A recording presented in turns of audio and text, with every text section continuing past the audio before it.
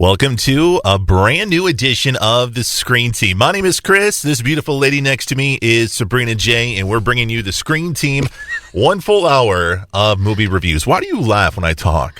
Because I winked at the camera. I just got started. I'm sounding awesome, and you just throw me.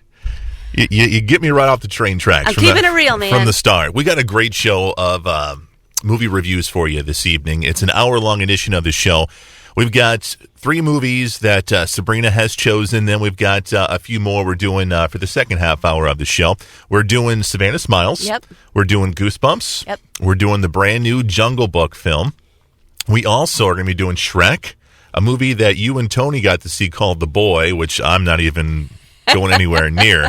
And we've got Ross and Dalton ready to review The Intern. So we've got a lot of different parts, a lot of different things in motion. We're going to start off with Savannah Smiles. And Sabrina, one of the things I love about this show is that sometimes we get to discover movies that we haven't heard of. I had never heard of this movie ever, and I consider myself a big movie enthusiast. I know movies, even movies I haven't seen before. I know them. But this one I hadn't heard of.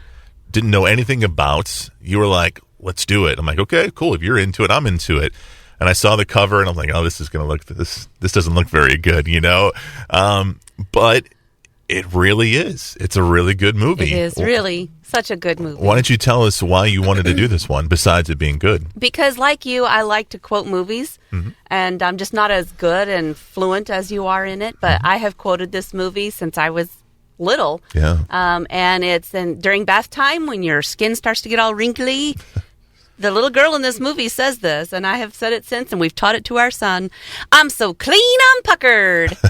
And there's a little girl in this movie that is unhappy with her rich daddy mommy scene because they're too busy to pay attention to her, and she's watching an episode of Little Rascals where they say they're going to run away from home and teach their moms a lesson, and she's nodding her head and she's getting ideas, and so during a big party she packs a bag and goes off with her aunt to the park to play with the other kids, and during hide and seek she disappears, and she hops in the back seat of a car, and that car drives off, and it just happens to have 2 guys in it who are wanted by the law. Yes, they are. And before you get scared, this is a comedy, and it's one of those where the criminals are bumbling idiots, and they took the wrong path in life and have never looked back, but they are actually really do have hearts, and they figure out they've got this little girl in the back seat of their car when they get pulled over for throwing an ice cream cone out the window, and it hits a cop, and he pulls over, and so he says, "Is that your little girl?" And they're like, "What little girl?" And then so they like play it off, and well, the leader of the gang decides that when he sees the headlines of this little girl is missing, that they've got themselves a cash cow, and so he makes the wrong decision to try and collect the ransom or the reward. And so from that point on, the movie just gets more and more hysterically, yet heartbreakingly just twisted. And you just want everybody to win. But the little girl is just so happy to have people paying attention to her. And one of the criminals' names is Bootsy, or Boots. And he's kind of a Dom DeLuise kind of guy, you know. Yeah. And she just, Bootsy, you know, this and this and this. And they play pretend. And he brings her home toys. He gets himself a job at a car wash so he can buy more stuff. He cleans house in this old abandoned house. And he's like living the dream. And the other guy's like, would you just please keep in mind we're trying to collect this reward so we can go to Canada. I love the part where he's cooking for them. And I think the little girl's like, oh, these are great mashed potatoes. And he's like, yeah, they are. Aren't these great mashed potatoes? You know, whoever the guy's, whatever. Well, she sure likes my mashed potatoes.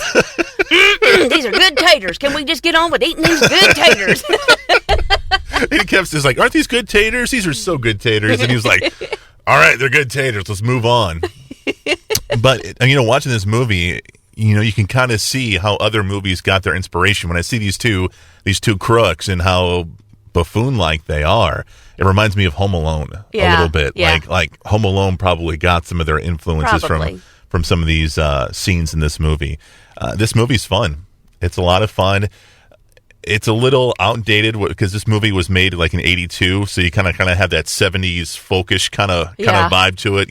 There's a song called "Savannah Smiles" in the middle of it, and kind of has a folky feel to it. So there might be some issues with maybe out of date references and stuff like that. But I think all in all, I think the majority of the family will like this movie. It's a sweet movie, and it's rated PG or PGG. I don't have anything in front of me, but I don't remember any bad words or anything like that. So I would say PG. The basically all in all you get is these guys, they learn, the parents learn, and they all find some sort of missing element to their lives, and it's all through the 48 hours with this little girl. One of my favorite scenes is when I forgot what was going on, but she was in bed and they were doing like a bedtime story or something like that. And the little girl starts rattling off the story of Brer Rabbits. And when you're listening to this scene and how she's articulating it to the criminals, you're only like getting part of it because she's like talking like she's talking like a 6-year-old would, and it was just so cute. You don't know what she's saying, but it's so cute and adorable. You're like, you're just sucked into the scene. And the secret behind that is actually that was the audition piece they used, and the guy that stars as the main bad guy is the writer of the movie. Correct. And he originally wrote it for his daughter, but by the time he got the project completed and ready to cast, his daughter was too big to play the part.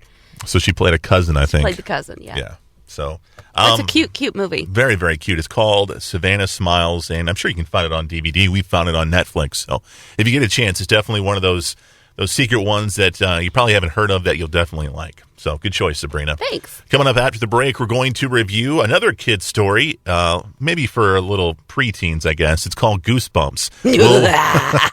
We'll review that next on KWOC.